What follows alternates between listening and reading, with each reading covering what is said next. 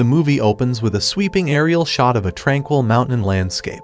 Deep in the mountains, Tae-yeol, a skilled swordsman, lives a reclusive life with his teenage daughter, Tae-ok. They reside in a small wooden cabin, surrounded by breathtaking natural beauty. We witness Tae-yeol diligently training with his sword, his movements graceful and precise. Tae-ok watches her father, her eyes filled with admiration and curiosity. She yearns for adventure beyond their isolated home, longing to experience the world outside. In a flashback, we are transported to the Joseon era. Tae-yeol, known as the best swordsman in the kingdom, serves as the trusted bodyguard of King Gwanghaegun. However, a rebellion brews among the king's top officials, who question his ability to lead the nation against foreign invaders. Tae-yeol, loyal to the core, refuses to join the rebellion. He believes in the king's leadership and defends his honor with every fiber of his being.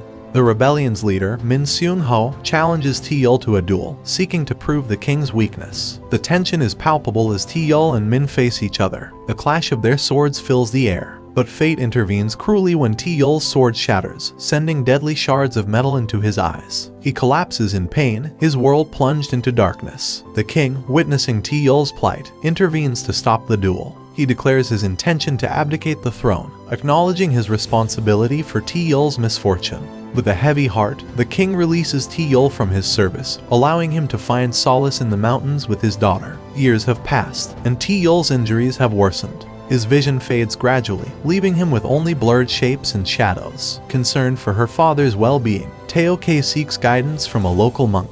The monk reveals that without special herbs, Tae-yeol will lose his sight completely in a matter of days. Determined to save her father, Tae-ok embarks on a mission to find the rare herbs. She ventures to a nearby village and encounters Joseon, a knowledgeable trader. Tae-ok pleads with Seon to help her acquire the herbs, desperately explaining her father's condition. Seon, a shrewd and pragmatic woman, sympathizes with Tae-ok but reveals the harsh truth. The herbs are both expensive and accessible only to those with political connections. Tae-ok's heart sinks with disappointment, realizing the immense challenges ahead. Meanwhile, the Joseon royal court is visited by Gyurutai, a relative of the king emperor. Gyurutai has grown wealthy by enslaving captives taken during the recent king invasion of Joseon.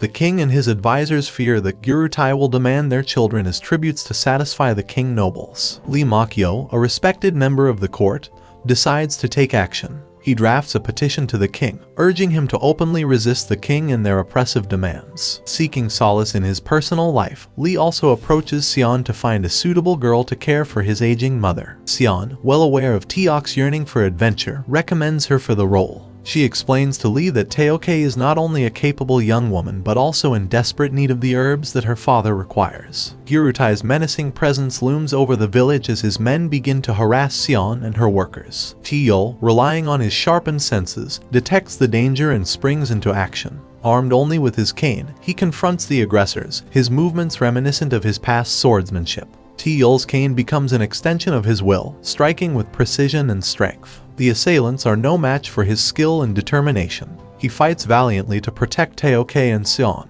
proving that even in his weakened state, his spirit remains unyielding. That evening, as Tae-yeol catches his breath, Tae-ok prepares to leave for Lee's estate. She believes this opportunity will not only fulfill her longing for adventure, but also provide her father with a chance at healing. With mixed emotions, Tae-yeol bids her farewell, his voice filled with both worry and love. Tae-ok arrives at Lee's estate, where a sense of anticipation hangs in the air. The promise of a new life entices her, and she dreams of a future filled with possibilities. However, tragedy strikes when Gyurutai and his personal retinue of assassins ambush the estate, catching everyone off guard. Chaos erupts as Lee's servants are mercilessly slain, and Tae-ok and Lee's daughter are seized as hostages. Tae-yeol, back at his cabin, senses the danger through a deep connection with his daughter. He survives an attempt on his own life and sets off on a harrowing journey to rescue Tae-ok. Driven by a father's love and fueled by a desire for justice, Tae-yeol relentlessly pursues Gyurutai's men. He tracks them to a secret slave camp hidden deep in the forest, where he witnesses the horrors endured by the captives. Determined to end their suffering, Tae-yeol unleashes his wrath upon the guards, skillfully dismantling their ranks. In a gruesome display of skill and courage, Tae-yeol fights with an intensity born of desperation.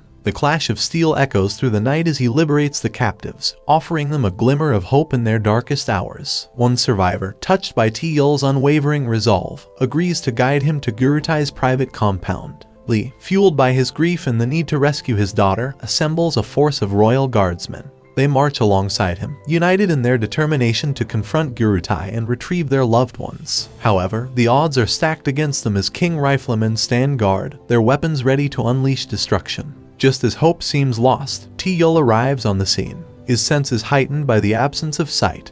He moves with an almost supernatural grace. The clash between sword and rifle reverberates through the day as Taeyol single-handedly eliminates the entire company of riflemen. His blade cuts through the enemies, fueled by a combination of skill, instinct, and sheer willpower. Exhausted and battered, Taeyol collapses from the sheer physical and emotional toll. Lee and Seon rush to his aid, recognizing his sacrifice and heroism. With trembling hands, they administer the precious herbs, knowing that even if his sight cannot be saved, they can provide him with some solace. As the herbs take effect, Taeyol and Seon share a poignant moment. She confesses that despite her efforts, Taeyol will still go blind. His heart heavy with this realization, Taeyol finds solace in the knowledge that he has fought for what is right and protected those he loves. With little time remaining, Taeyol prepares to face Min, who has aligned himself with Gyurutai, driven by his own self-serving motives. Their swords clash once again, the bitter rivalry fueled by past grievances and divergent paths. Taeyol, driven by the weight of his experiences and his determination to protect Taeoke, forces Min to yield.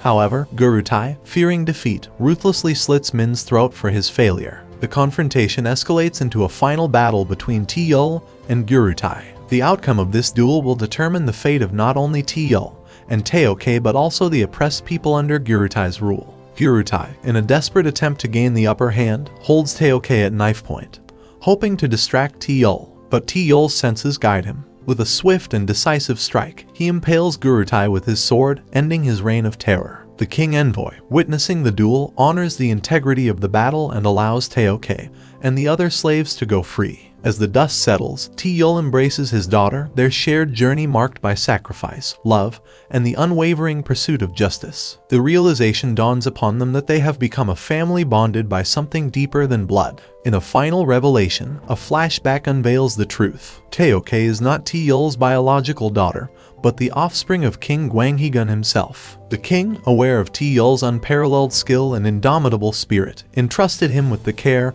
and protection of his precious child, providing Taeyol with a reason to live. The movie concludes with Taeyol and Taeoke descending the mountain, stepping into a world teeming with both wonders and dangers. Taeyol, now completely blind, relies on his daughter's guidance. Yet, he faces the unknown with a newfound strength, declaring that he is ready to see the rest of the world through his daughter's eyes. As Taeyol and Taeoke vanish into the horizon, the majestic mountains serve as a testament to their journey and resilience. Their story becomes a legend, inspiring generations to come with the tale of a blind swordsman who fought for justice, love, and the courage to face the unknown. That's the end of the story. If you like this video, please subscribe in order to receive notifications for our future uploads.